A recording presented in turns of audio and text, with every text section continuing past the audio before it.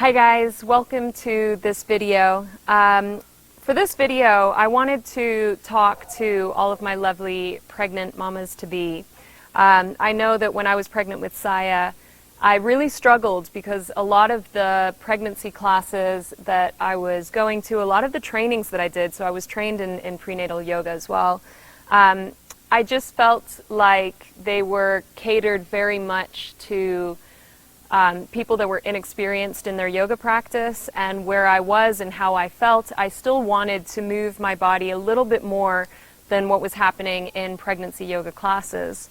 So it took me quite some time because obviously I didn't want to do anything wrong, but I wasn't entirely sure how to modify for a regular yoga class. So that is what this video is for. It's not for for moms that are new to yoga. If you are new to yoga, please send me a message or go to a proper prenatal class so that you can have that introduction. They are much softer, gentler classes. The reason I wanted to create this video in particular is, again, for the more experienced yoga practitioners who are better able to listen to their body and to what feels right.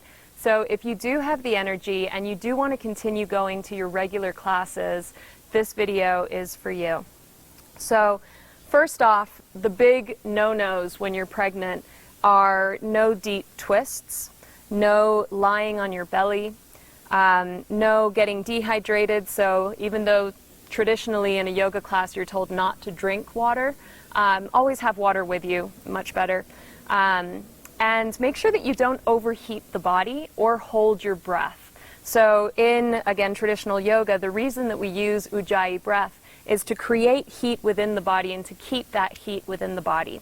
Now you can still use your Ujjayi breath, but not for that purpose. So if you're still trying to use the breath to create that meditative flow, then by all means, but using it for the purposes of heat, obviously we want to stay away from that. Now I'm going to guide you through some variations as far as deep twists go, as far as not being on your belly go, and anything else that I can think of that you might want to adjust in your classes.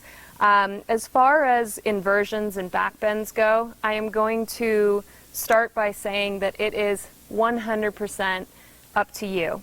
I did as much research as I possibly could when I was pregnant on what I should or shouldn't do when it came to inversions.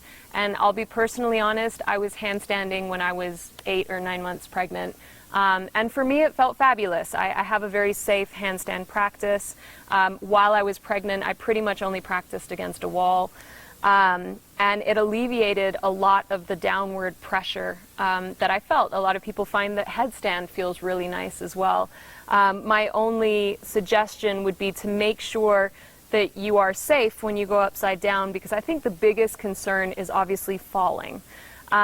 With regards to backbends, again, that's purely personal. I did not enjoy backbends. I mean, it kind of flip-flopped for me. Definitely no deep backbends the later I got in my pregnancy. But it's funny, when I was in the early stages, I felt like any kind of stretch felt really bad. And then the larger I got, things like up dog felt really quite nice. I enjoyed the stretch. So I would just say that it's yogi's choice. Just always be mindful to keep it safe, to never go too far. And the beauty of yoga is that we learn how to listen to our body, and there's never been a more important time for you to listen to your body and what feels right for you. So I'm going to start off with some not exactly seated postures, but maybe on your knees. So one of the first things that I realized I was doing wrong when I was pregnant, I was in the early stages, so I was in my first trimester. And when you don't have a belly, it can be really hard to remember not to do certain things. One thing I was taught in my prenatal training was act as if you already have the belly there. So even in your first trimester, when nothing's really showing, try to avoid things like Dhanurasana, so coming onto the belly and grabbing onto the ankles, or Shalabhasana, things where you're putting a lot of unnecessary pressure on the belly.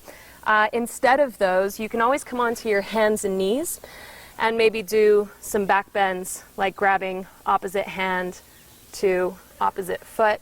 Another option is coming onto your knees and doing Ustrasana. Side stretches when you're pregnant feel amazing. So maybe doing some half camel poses. That's pretty much it for being on the belly. I would just say stay away from it. Any variations that you can think of, coming onto the knees, onto the hands and knees. Now, deep twists. Actually, while we're down here, I'll start with Ardha Matsyendrasana. So anytime that you are coming into the full variation, do the opposite. So here's the thought process when it comes to deep twists. Instead of deep twists, you want open twists where your belly is always forward facing. So this is a prime example. Belly is fine, I'm not squeezing anything, I'm not twisting anything. I'm still getting some nice stretches in the spine, I'm still getting a twist, but this is a lovely open twist.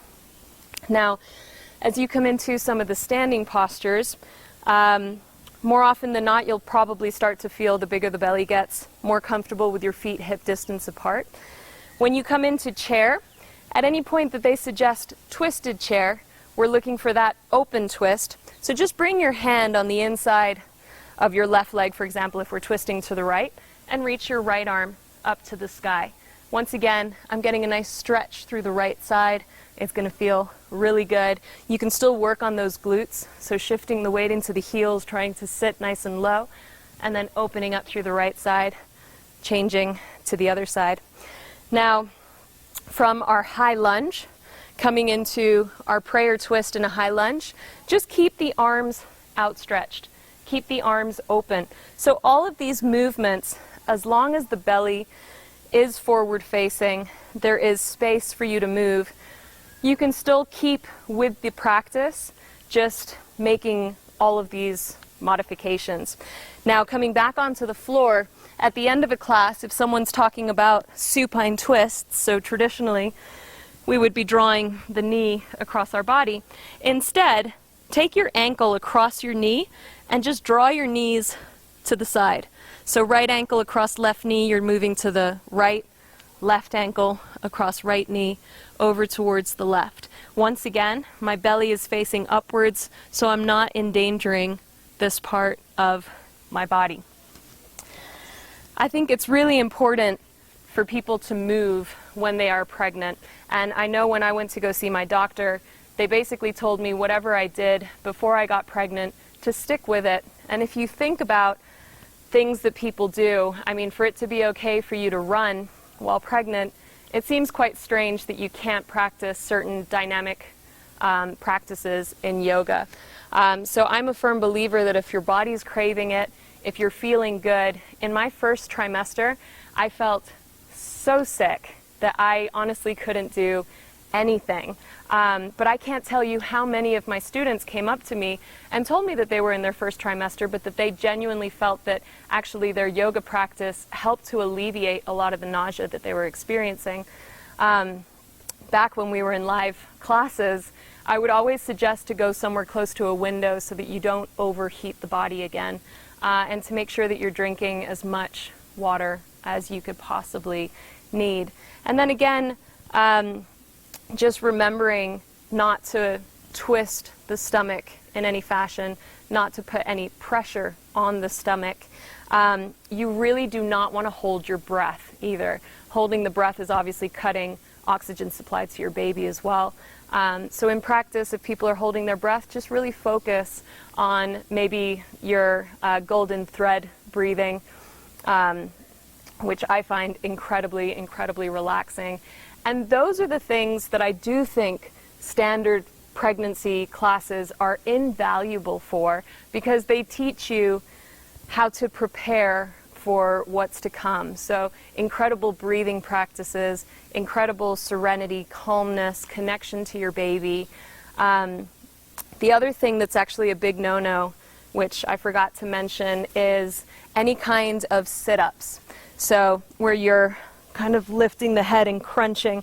Now, as your belly begins to grow, you'll start to experience something called diastasis recti, if I'm not mistaken. So it's the separating of your abdominal muscles. And you don't want to encourage that to be any worse by doing sit-ups while you're pregnant.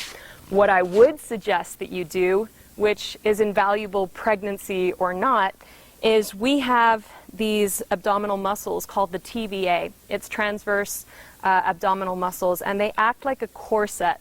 So you want to hug the belly in like you're protecting your baby and maintaining that strength in the abdominal area by simply hugging inwards. And I think that is something that is so invaluable because it helps to protect your back from back pain. It keeps the core strong, which you're going to really want after you've had your baby. But I would say of all of the things that helped me while I was pregnant, focusing on your glutes as much as you possibly can, any kinds of exercises to build that back chain. The bigger that you get on the front, the more weight that you're going to be carrying. It's your back that's going to be supporting that weight. And once you've had your baby, you no longer have the abdominal muscles to support your back. So your back is going to be taking a lot of strain. I suffer from back problems anyways, and I've really struggled with the recovery because of that. So always remembering to hug the baby in, to keep the transverse abdominals engaged, to work your glutes so that your glutes can support your back as you grow, and just really enjoy the journey. It's an incredibly, incredibly special time. I surprisingly didn't feel as inclined to do as much yoga when I was pregnant. I think I did a lot more Pilates and bar. But there was a period where my body craved my yoga practice, and it wasn't the preparatory part of my practice for labor. It was my old practice. I wanted to move through a vinyasa. I wanted to be doing something dynamic and feel like I'd worked my muscles. And for me, that creates a meditative flow that works for me personally. Now, some of you might be asking, what do I do with my vinyasas? Again, see how you feel. My suggestion would be to keep working the upper body strength, so bringing the knees onto the ground and just doing a little push-up, lifting back up, and then coming back into downward facing dog. Always being mindful that at any point that you have your head upside down, there is the possibility that you could get dizzy.